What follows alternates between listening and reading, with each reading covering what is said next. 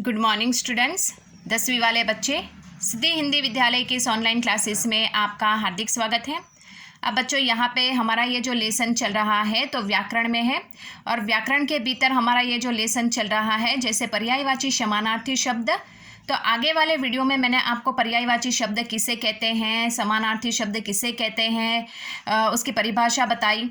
कुछ एक शब्द सबसे पहले तो मैं आपको बता दूं कि यहाँ पे समानार्थी, एक ही शब्द का मतलब बहुत सारे अर्थ हो, लेकिन शब्द का अर्थ जब हम दूसरा लिखे तो मतलब शब्द के जो पहला लिखा हुआ शब्द होता है उसमें कोई बदलाव नहीं आना चाहिए, जैसे कि जुड़वा जैसा ही हमें लिखना है। उदाहरण के तौर पे मैंने आपको ये बताया ताकि आपको सरलता से याद रहे। अब यहाँ पे बच्चों, मैंने आपको एक ये भी बात बताई थी कि यहाँ से आपको जो भी कहा जाता है वो आपको अपनी कॉपी में लिखना पड़ेगा। हम बहुत नहीं हुए तो मतलब रोज़ हम लोग 25-30 या इस तरह से हम लोग सिर्फ समानार्थी शब्द देखेंगे। और मैं आपको इसलिए बता रही हूँ कि ये जो समानार्थी शब्द है तो ये समानार्थी शब्द आपको अपनी कॉपी में भी लिखने हैं। ये 10वीं में पूछे जाए ऐसे मतलब समानार्थी शब्द है जो आगे आपको वापस 12वीं में भी काम आ सकते हैं। तो बच्चों, इस तरह से 11वीं 12वीं में भी समानार्थी शब्द तो काम आएंगे ही आएंगे। तो बच्चों, उस प्रकार से यहाँ पे करीबन हमने 11 तक के शब्द देखे थे। अब उससे थोड़ा और आगे बढ़ते हैं, जिसमें पहला शब्द है चतुर, उसके समानार्थी शब्द है कुशल, योग्य, होशियार, सयाना, प्रवीण। ठीक है। उसके बाद आगे वाला शब्द है झंडा, उसका समानार्थी शब्द होता है ध्वज, ध्वजा, पताका, चिन्ह। उसके आगे वाला शब्द है तट, उसका समानार्थी शब्द है किनारा, तीर, कगार, कुल। कुल लिखा हुआ है, थोड़ा ध्यान देकर आप शब्दों को लिखिएगा, उसकी मात्राओं को भी ध्यान से देखिएगा। उसके बाद जग, जग यानी जगत, संसार, दुनिया, विश्व भी लिख सकते हो बच्चों। सुरा, सुरा का मतलब होता है यहाँ पे शराब, मदिरा। अग्नि, अग्नि का समानार्थी शब्द, ज़्यादातर ये शब्द बोर्ड की परीक्षा में पूछा गया शब्द है, उसमें पावक शब्द पूछते हैं। ठीक है। जैसे आग, पावक, वहनी, हुताशन, ज्वाला। शब्द को देखकर ध्यान से इत्मीनान से लिखिएगा, हुताशन लिखा है। ठीक है। उसके बाद आगे वाला शब्द है मौजे, उसके समानार्थी शब्द है लहरें, तरंगे। उसके आगे वाला शब्द है यत्न, यत्न यानी प्रयास, कोशिश। फिर नादान, उसका समानार्थी शब्द है अनाड़ी, पागल। फिर दिन, मात्रा देख कर लिखिएगा, क्योंकि मात्रा में आपको पता है ना ये भाषा में क्या होता है, ह्रस्वई दीर्घई मात्रा जो होती है वो बदल जाने से उसके अर्थ भी बदल जाते हैं। तो मेहरबानी करके बच्चों ध्यान से मात्राओं को देख कर लिखिएगा। दिन, दिन का समानार्थी अर्थ होते हैं दिवस, रोज, वार, वासर, वासर। ठीक है।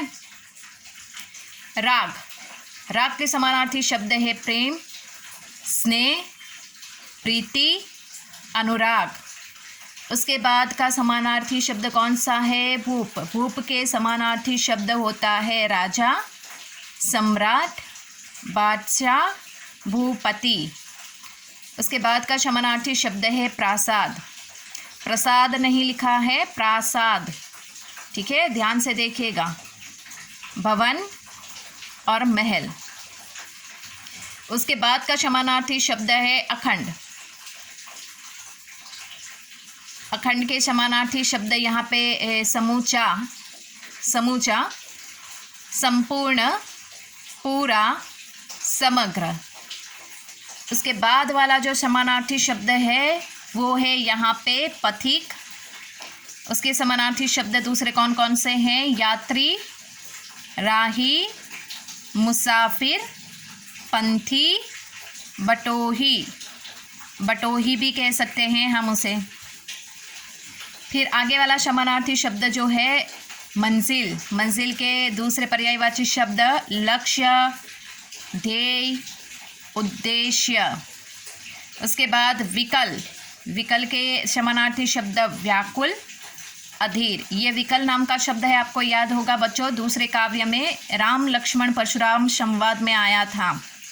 उसके बाद स्थिर, स्थील का अर्थ होता है, समानार्थी शब्द होते हैं ढीला, आलस।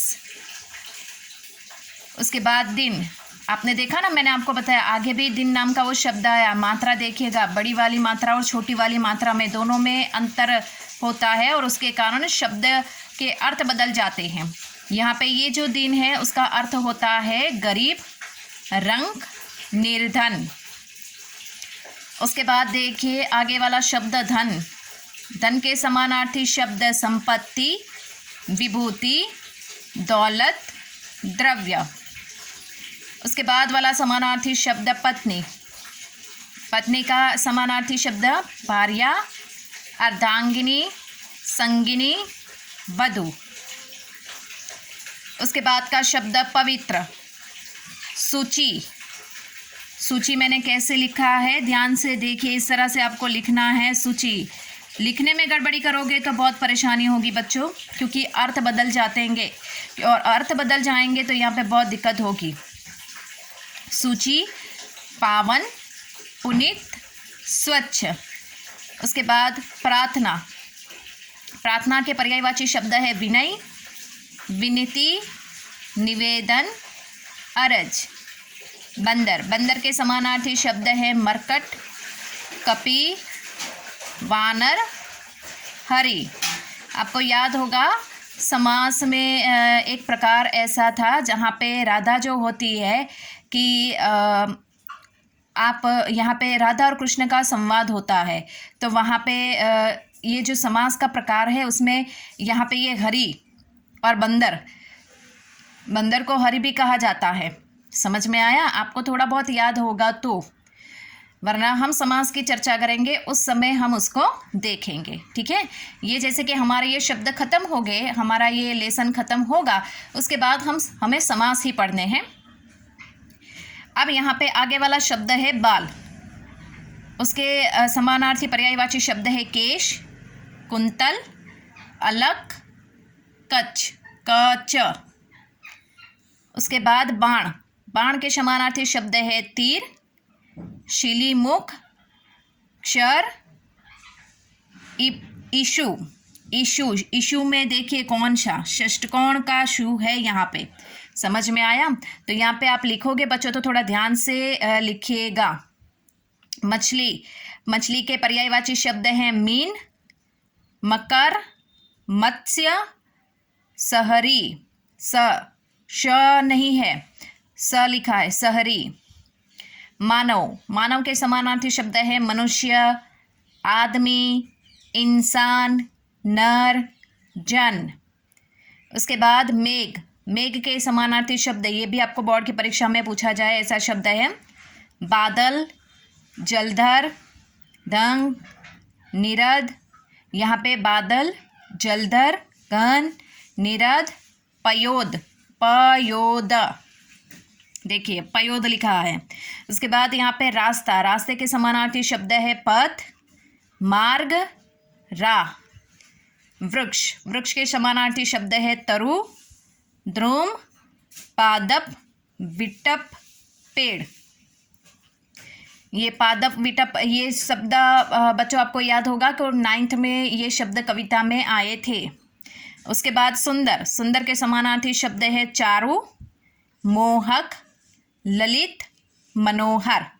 तो 10वीं वाले बच्चों, अब हमने यहाँ पे वैसे बहुत सारे शब्द हैं, हमें एक एक वीडियो में सिर्फ एक एक पन्ने तक ही लेने हैं, जिसमें आपको भी पता है सिर्फ 30 या इतने ही शब्द आते हैं। तो हर रोज़ एक एक वीडियो में हम 30 ही समानार्थी शब्द को यहाँ पे देखेंगे और समझेंगे। ठीक है, नेक्स्ट वाले वीडियो में हम दूसरे समानार्थी शब्द को देखेंगे और यहाँ पे आपको अपनी कॉपी में ये समानार्थी शब्द लिखने हैं। Thank you.